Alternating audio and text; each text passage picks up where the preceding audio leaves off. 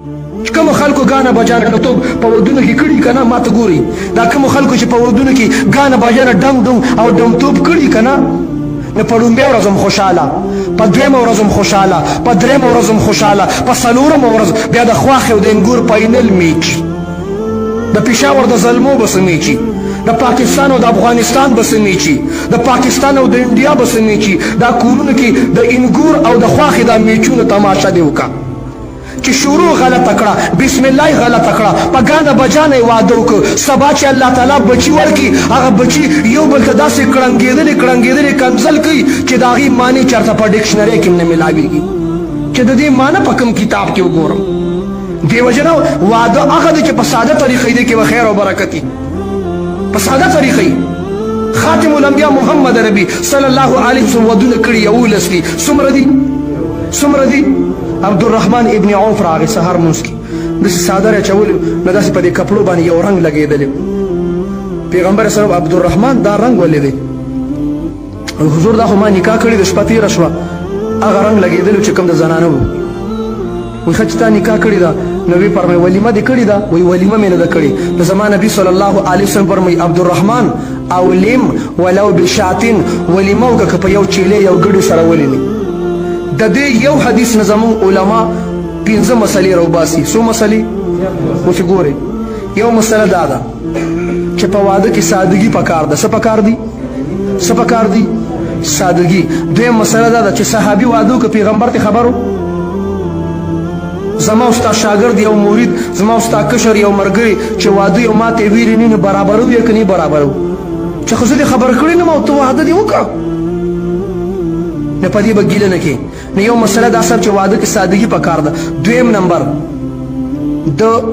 واده کو خو ولیمه نه وکړي یو سنت ته پاتې شوی نو که چانه یو سنت عمل پاتې شوی دا سنت عمل را یادول ورتم سنت دی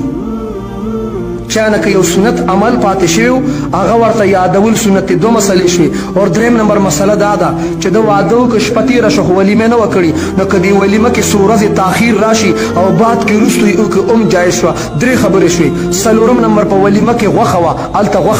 غوښه پیغمبر صلی الله علیه وسلم پنځم مسله چې ولیمه سنت ده پیغمبر صلی الله علیه وسلم 11 ودونه کړي په 11 ودونه کې یو د صفیه سره چې کله نکاح وشوه نه په هغې کې چیلې ذبحه شوې وه په دې 10 ودونه کې 3 څیزونه او 3 شیانو. نمبر 1 کجوري وي په ولیمه کې نمبر 2 د زیتون تیلو او نمبر 3 عقیق پاکستان والا نه پیژني افغانستان والا یې پیژني تاسو به ډېر زر پیژنئ د اردو کتابونو والا دی عقیق ته ویلي دي پنیر ما ورته اردو والا و پنیر جدا سیز دی عقیق وګوره عقیق څه ته وایي عقیق دې ته وایي چې دا پی وران شي شملې ته جوړ شي او دې شملو کې مالګه واچوي او دا چکه شي او دا کلک غونډان شي نو کروت ته جوړ شي. پنجابیان کروت نه پیژني دا خو چې پېښور کې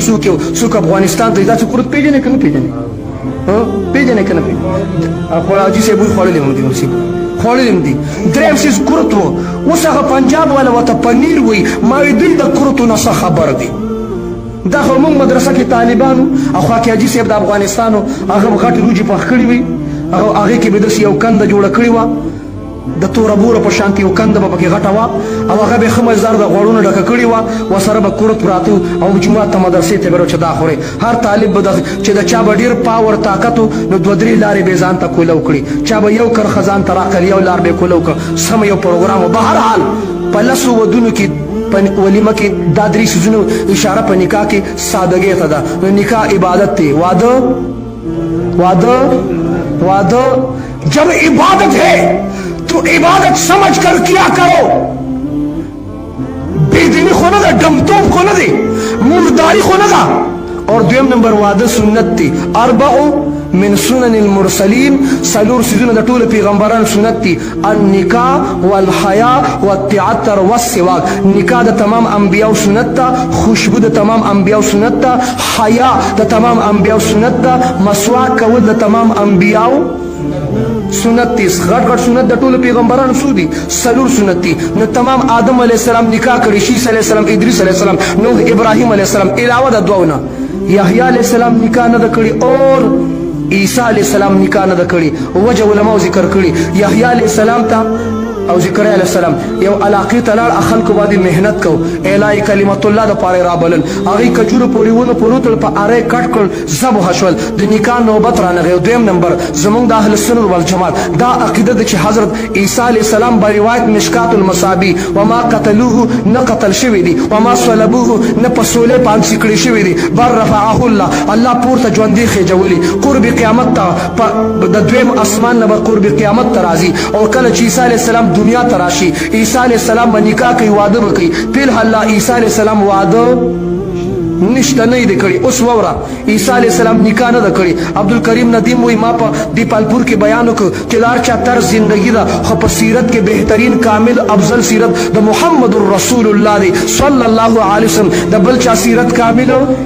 وی ما ته څه پته چې عیسایان پکې ناست دي وی تقریر ختم شو کورسو کې پنځه شپږ کرسچن ناست وو عیسایان پینټ شرټ یې اچولي سوټ بوټ یې اچولي ما ته ماته چې مولانا تا چې د خپل پیغمبر باره کې دا ووي چې زمونږ د پیغمبر د محمد صلی الله علیه وسلم سیرت کامل دی وی ما ته هغه عیسایان وایي چې د عیسی علیه السلام سیرت خو هم کامل دی ما یې صبر وکړه راشه وی ما ورته چې واده دې کړی دی وی ما ته چې 3 بچي مې دي وی ما د بچو خبره بعد کې کوو د بچو خبره وروستو کوو د بچو خبره مؤخر کوو پهلا ما ته د عیسی علیه السلام د سیرت نه نکاح ثابته کړه وایي د عیسی علیه السلام په سیرت کې نکاح نشته عیسی علیه السلام په سیرت کې نکاح الا واده نه دی کړی کنه په پښتو نه پوهېږې نکاح نشته نو چې ما ورته دا ووي نو ما ته یې کنځل وکړ ما ته وایي ستاسو پیغمبر څه کړي خو تش ودونه یې کړي ټول وایي استغفر الله په اوچت اواز په اوچت اواز دا نن ځان سره نوټ کا که سبا جی صاحب تا ته جادا وي چې زمونږ پیغمبر 11 ودونه ولې کړي جواب اوره آسان دی وایي مفتي صاحب مسله دې راته سمه کړه زما پیغمبر 11 ودونه ځکه کړي چې دا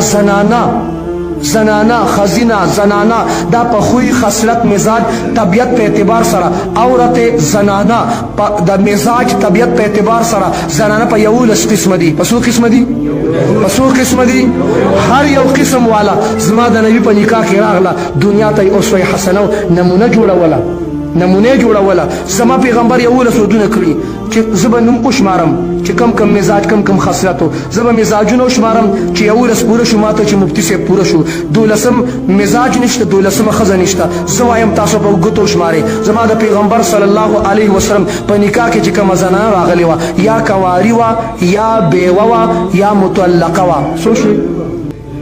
داسې ټیک دی که پښتو کې وایم که داسې پوهېږې پې کواري بیوه مطلقه څو شوې یا تی عمر کې زیاته وه یا تی عمر کې کمه وه څو شوې 15 دا وضاحت نه کوو چې زیاده خدیجه وه خدیجة الکبرا او کمه عایشه صدیقه وه دا وضاحت نه کوو بس صرف اشاره در کوم عمر کې زیاته عمر کې کمه 15 شول یا یې په خاندان کې دننه واده کړي یا یې خاندان نه بار کړي څو شوې وشوې یا یې مالداره کړې وه یا یې غریبه کړې وه څو شوې غیر مسلمه وه اسلام کې داخله شوه زما د نبی په نکاح کې راله وینځه وه ازاده شوه زما د نبی په نکاح کې راله وایه څو شوې 11 څو شوې تا ته یې وښودل که سبا پاکستان کې یا افغانستان کې یا مردان کې اور کاټلنګ کې یو مسلمان واده کوي چې کله دی واده کوي د ده په نکاح کې چې کومه زنانه راشي یا به د ده نه په عمر کې زیاتی یا به په عمر کې کمی یا به مالداری یا به غریبی یا به خاندان کې دننه واده کړي یا به خاندان نه بار کړي زما نبي وفرمیل امتیانو ما ته وګورئ څنګه چې ما بیبیانو سره ژوند تیر کړي تاسو مو سره داسې ژوند تیروئ لقد کان لکم فی رسول الله اسوة حسنه څنګه چې ما ژوند تیر کړي ما ته وګوره ما نه عمر کې کشره عایشه وه وګوره زما سیرت زما زندګي وګوره ما عایشې سره څنګه ژوند تیر کړ خاندان نه بار مې کړې وه هغې سره مې څنګه ژوند تیر کړ خاندان کې دننه مې کړې وه هغې سره مې څنګه ژوند تیر کړ پښتونه چې ژوند تیره پیغمبر ته ګوره بیا بیبي سره ژوند تیروه بیا ژوند تیروه عیسی علیه السلام چې کله قرب قیامت ته راشي خو عیسی علیه السلام خو اوسه پورې لا واده کړي او که چا تعلق راغی په صدر کې بازار کې مردان کې پېښور ته لاړې عیسایان که نه خلک ورسره میلاویږي هسې یو عیسایي ته خو ګپ کې ووایه او د عیسایان ودونه کوي که نه کوي وایه که نه هسې یو عیسایي ته ګپ کې ووایه ځان ورته مه یاد او ما ورته یاد که ګپ کې ورته وی عجیبه امتیان خو یې د عیسی علیه السلام عجیبه امتیان پیغمبر هم یو کار نه دی کړي او خپله ټول ور لاندې وتی یې هلکه عیسی علیه السلام واده نه دی کړی او عیسایان کوي که نه کوي خو چې پیغمبر هم نه دی کړي تاسو چې شی کوئ په تاسو څه دي بهرحال